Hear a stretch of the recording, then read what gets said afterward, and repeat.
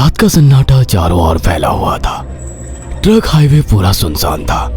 चारों ओर ठंड से हाड़ कपा देने वाली ठंड चल रही थी। हाईवे के चारों ओर घना जंगल था। उसी हाईवे पर एक मर्सिडीज दौड़ रही थी। उसमें 3 लोग सवार थे, राहुल, निधि और उनकी 10 साल की बेटी तानिया। राहुल अपने दोस्त सैफ के घर ईद की पार्टी में शामिल होने के लिए गया था और पार्टी करके घर लौट रहा था। निधि ने मुस्कुराकर ड्राइव करते हुए राहुल से कहा, कुछ भी कहो राहुल, आज तो ईद की पार्टी में मजा आ गया। हाँ, मेरा दोस्त बहुत ही बिंदास और हंसी मजाक करने वाला व्यक्ति है। मैंने देखा उसके घर पर शहर की एक से एक बड़ी हस्ती थी, मगर फिर भी वो उन सबको इग्नोर करके हमें इम्पोर्टेंस दे रहा था। हाँ, देगा क्यों नहीं, आखिर मेरा दोस्त जो है। सच में राहुल, अमेरिका से इंडिया लौटकर बहुत अच्छा फील हो रहा है। वैसे तुम्हारा दोस्त सचिन अभी तक नहीं आया अमेरिका से? निधि की बात सुनकर राहुल चौंक कर बोला, ओह शिट यार, उसका फोन आया था कि वो इंडिया आ रहा है। उसने बोला था कि मुझे एयरपोर्ट पर पिक कर ले। निधि बहुत नाराज होगा वो। कोई बात नहीं, उससे बोल देना कि तुम्हें बिल्कुल याद नहीं रहा, और फिर तुम्हें सैफ की इनवाइट की हुई ईद पार्टी में भी तो शामिल होना था। निधि ने इतना बोला ही था कि उसकी बेटी तानिया ने अपनी माँ की ओर देखकर कहा, मुझे भूख लगी है माँ, और प्यास भी। तानिया की बात पर निधि ने बुरा सा मुंह बनाकर उसकी ओर देखकर कहा, पार्टी में तो इतना खाया था तुमने, फिर भी भूख लगी है। निधि की बात पर तानिया ने मासूम सा चेहरा बनाकर कहा, कोई बात नहीं मम्मी, मुझे पानी ही पिला दीजिए। कितनी बार बोला है मुझे मम्मी मत बोला करो। पानी अभी नहीं है, आगे जाकर कोई शॉप पड़ेगी तो बोतल खरीद के दे दूंगी। निधि की बात पर राहुल ने मुस्कुराकर कहा, छोटी बच्ची है निधि, इतना नाराज होना सही नहीं है। राहुल ने इतना कहा ही था कि अचानक एक काली परछाई राहुल की कार के सामने आकर खड़ी हो गई। राहुल के पैर अचानक ब्रेक पर पड़ गए। गाड़ी तेज रफ्तार में थी। ब्रेक अचानक लगने से पलटते पलटते बाल बाल बची थी। राहुल के चेहरे पर भयानक ठंडी में भी पसीने की बूंद टपकने लगी। वो दोनों कार से बाहर निकल आए। निधि ने डरते हुए कहा, आखिर कौन था ये? ऐसा लगा जैसे कि कोई भयानक काली परछाई मेरे कार के सामने आकर खड़ी हो गई हो। वो दोनों काली रात के सन्नाटे में इधर उधर देखने लगे। तभी निधि को एक घने पेड़ के पास तो चमकीली हुई आंखें दिखाई दी। उसकी आंखें बिल्कुल भेड़ियों की तरह लग रही थी। निधि ने चीखते हुए राहुल से कहा, राहुल देखो कौन है वो, जल्दी से गाड़ी में बैठो, मुझे बहुत डर लग रहा है। राहुल ने उस तरफ देखा तो उसके रोंगटे खड़े हो गए। वो दोनों गाड़ी के अंदर बैठने ही वाले कि अचानक एक अजीब सा चेहरा वाला भयानक सा आदमी बिजली की रफ्तार से उनके सामने आकर खड़ा हो गया। राहुल ने देखा कि उसका चेहरा बिल्कुल सड़ा हुआ था और उसकी आंखें भेड़िए की तरह चमक रही थी। उसके लंबे लंबे बाल उसके कंधे तक आ रहे थे और उसके दांत भेड़िए की तरह बाहर की ओर निकल रहे थे। हाथों की जगह नुकीले पंजे थे।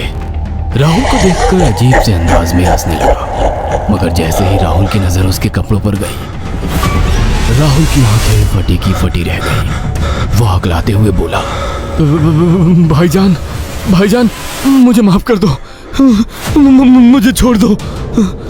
राहुल ने इतना कहा ही था कि अचानक उस अजीब से देखने वाले भयानक आदमी ने अपने पंजों से राहुल की गर्दन कसकर पकड़ ली और एक ही सेकंड में वो खाड़ कर जमीन पर फेंक दी। राहुल के धड़ से लाल रंग का खून का फुहारा फूट पड़ा। इस भयानक मंजर को देखकर निधि के गले से एक जोरदार चीख निकल गई। निधि इससे पहले भागती कि अचानक उस भयानक दिखने वाले आदमी ने निधि को पकड़ लिया और अपने नुकीले पंजे उसके पेट में गड़ा दिए और उसकी अतड़ियां बाहर निकाल दी। निधि की एक दिल दहला देने वाली चीख सन्नाटे को चीर गई। अचानक हवा का एक बवंडर उठा और वो भयानक सा दिखने वाला व्यक्ति देखते ही देखते बवंडर के साथ गायब हो गया। तानिया ने डरते डरते निधि के मोबाइल से पुलिस और सैफ को बुला लिया और कुछ ही देर में वहां चारों ओर पुलिस की गाड़ियां थी। पुलिस ने राहुल के दोनों दोस्त सैफ और सचिन को वहीं बुला लिया। इंस्पेक्टर अर्जुन ने दोनों से कहा, मैंने ऐसी हत्याएं अपने करियर में कभी पहले नहीं देखी। ये काम तो ना किसी जानवर का लगता है, ना ही किसी इंसान का। सचिन कपकपाती हुई आवाज में बोला, आप कहना क्या चाहते हैं? कुछ कह नहीं सकता। जिस किसी ने भी इन दोनों को मारा है उससे एक बात तो साबित होती है कि वो इन दोनों से हद से ज्यादा नफरत करता था। अब सारी सच्चाई तो यह बच्ची ही बता सकती है। इतना बोलकर इंस्पेक्टर अर्जुन तानिया के पास चला गया, जो बेहद डरी हुई थी।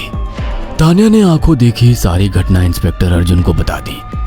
तानिया की बात सुनकर इंस्पेक्टर अर्जुन कंफ्यूज चेहरा लेकर मोबाइल पर किसी से बात करने लगे।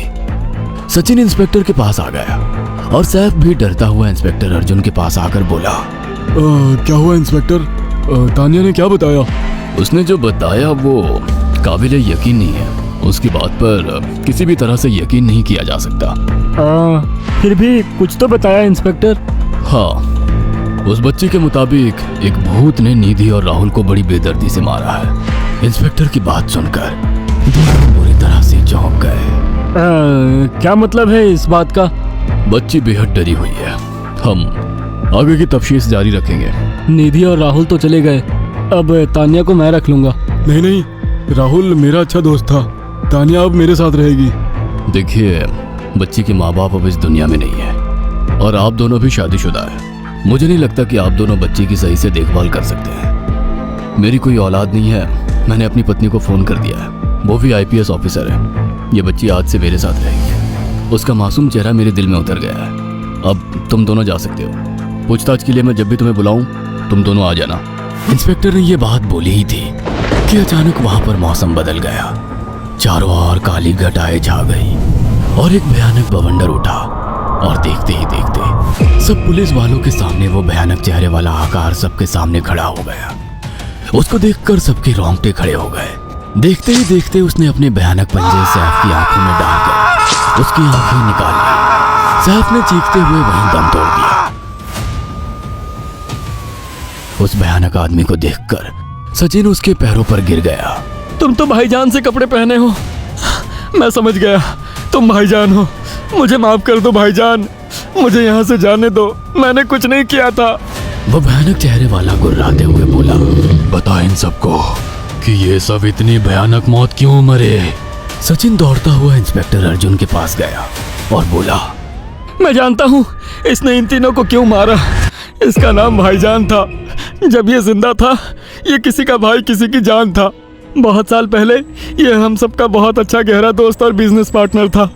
ये सबकी बहुत मदद किया करता था। इसकी प्यारी सी बेटी थी तानिया, जो इस वक्त कार के अंदर बैठी हुई है। ये इसी की बेटी है। भाईजान अपने सारे पैसों से एक बहुत बड़ा हॉस्पिटल खोलना चाहता था जिससे गरीबों का मुफ्त इलाज किया जा सके, मगर हम तीनों इसके लिए तैयार नहीं थे। हमारी नीयत उसकी दौलत पर खराब थी और एक दिन हम सब धोखे से ईद के दिन भाईजान को यहाँ ले आए और इसे मारकर फेंक दिया। तो फिर तुम सबने इसकी बेटी को क्यों जिंदा छोड़ दिया? हमें बाद में पता लगा कि भाईजान ने सारी जायदाद अपनी बेटी के नाम कर दी है, इसीलिए हमने भाईजान की पत्नी को भी मार दिया।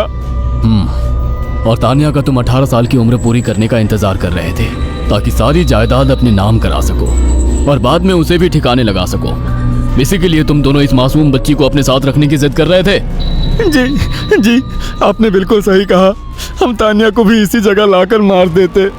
सचिन की बात सुनकर इंस्पेक्टर अर्जुन की आंखों में खून उतर आया। इंस्पेक्टर अर्जुन के कुछ कहने से पहले ही भाईजान बिजली की रफ्तार से इंस्पेक्टर अर्जुन की आंखों के सामने से सचिन को पकड़कर ले गया और उसके शरीर के टुकड़े टुकड़े कर दिए और हवा में उठे एक तेज बवंडर के साथ गायब हो गया। सारी घटना इंस्पेक्टर अर्जुन की आंखों के सामने हुई थी। तानिया को इंस्पेक्टर अर्जुन और उसकी पत्नी ने अपनी बेटी की तरह पाला।